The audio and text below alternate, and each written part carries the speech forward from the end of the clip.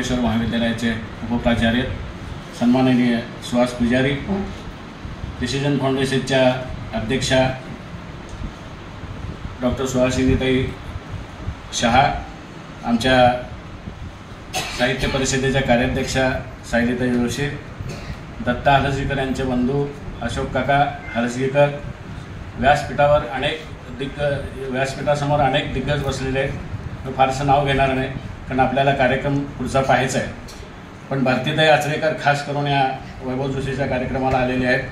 प्रदीप हलसगीकर आहेत, संदीप कुलकर्णी आहेत, त्याच्यानंतर गोविंद काळे आहेत, रामपुरे आहेत, आमचे जिल्हा प्रमुख जे कुलकर्णी आहेत, डॉक्टर श्रीकांत येळेकर या वाचनालयाचे अध्यक्ष आहेत, आमचे सगळे कार्यकारिणीचे सदस्य पदाधिकारी, इतर साहित्य परिषदेचे पदाधिकारी आणि महाराष्ट्र साहित्य परिषदेच्या जुळे सोलापूर शाखेला 14 वर्ष पूर्ण झाली आहेत। या 14 वर्षाच्या काळामध्ये साहित्य परिषदेने खूप चांगले उपक्रम घेतले, त्याला चांगला पाठिंबाही रसिकांकडून मिळाला।